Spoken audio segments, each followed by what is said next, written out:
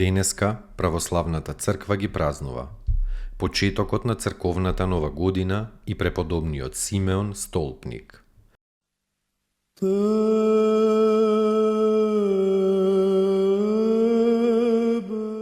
Почеток на црковната нова година. Првиот Вселенски собор определил црковната година да почнува на 1 септември. Месецот септември кај евреите бил почеток на новата граѓанска година. Месецот на збирањето плодови и принесувањето жртви на благодарност на Бога. Во времето на ова празнување, Господ Исус влегол во синагогата во Назарет, ја отворил книгата на пророкот Исаија и ги прочитал зборовите. Духот на Господа Бога е врз мене, зашто Господ ме помаза за да им благовестувам на бедните. Ме испрати да лекувам сокрушени по срце, да им проповедам на заробените и на затворениците, отварање на темницата, да ја проповедам благопријатната Господова година и денот за одмазда на нашиот Бог, да ги утешам сите оние што тагуваат.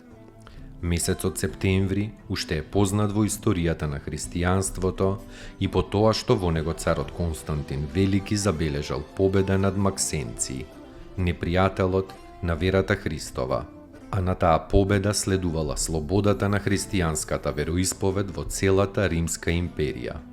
Долго време и граѓанската година во христијанскиот свет е сметана како и црковната, од 1 септември, па таа се пренела на 1 јануари прво во Западна Европа, а потоа и во Русија во времето на Петар Велики.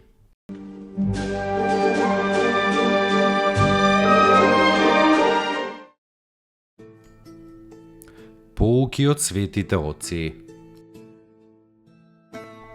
Никогаш не сум видел никој да се поправи преку гнев, туку секогаш преку љубов. Тогаш тој е спремен дури и на жртва. Значи така треба да постапуваш.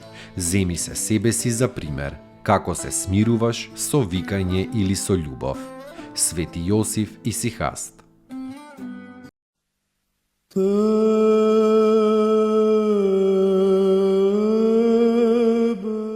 Преподобниот Симеон Столпник. Родум Сирец, од родители селани. Во 18-тата година побегнал од родителите и се замонашил. Себе си се предавал на најтешки подвизи, постејки понекогаш и до 40 дена. Потоа се предал на посебен подвиг дотогаш непознат, имено деноноќно да стои на столб во непрестајна молитва. Неговиот столб прво бил висок 6 лакти, после му подигнале еден од 12, па од 22, па од 36 и најпосле од 40 лакти висина.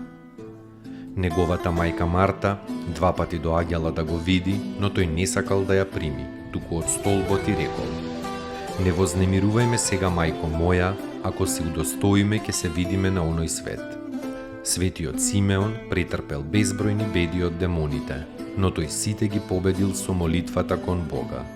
И светителот направил големи и многубројни чуда, исцелувајќи со збор и со молитва многу болни. Околу неговиот столб доаѓал народ од сите страни, богати и бедни, цареви и робови. И тој на сите им помагал. На некого повратувајќи му го телесното здравје, на некого пружајќи му утеха и поука, а на некого разобличувајќи го заради еретичкото верување. Така, царицата Евдокија ја одвратил од ереста на Евтихи и ја повратил во православието. Се подвизувал во времето на царот Теодосиј Помладиот, Маркијан и Лав Велики.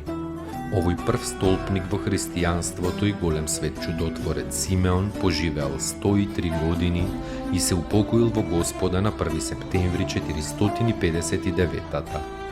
Неговите мошти се пренесени во Антиохија, во црквата со неговото име.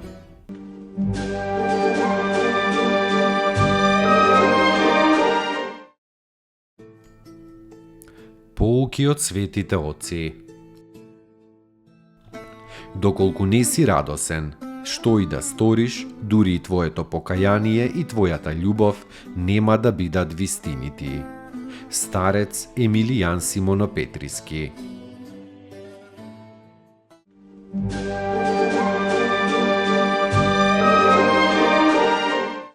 Достойно est Јаково истину, блажити Тја Богородицу, присно блаженују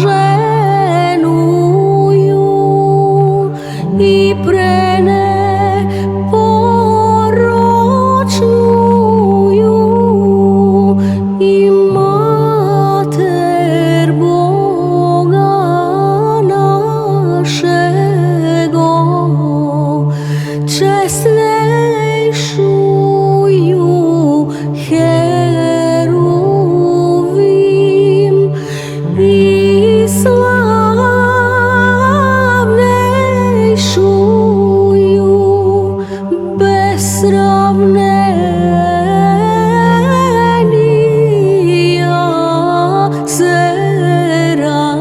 Серафим, без истления Бога слова рошую, суштую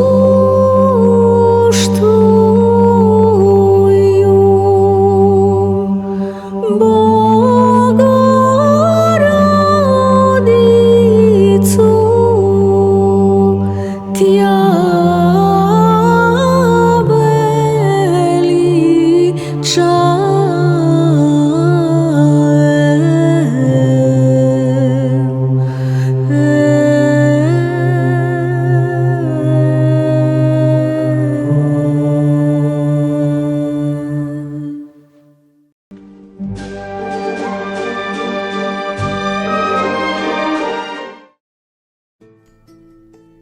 Поуки од светите отци.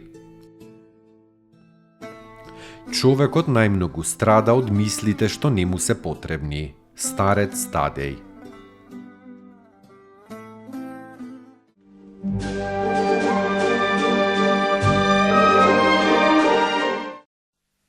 Te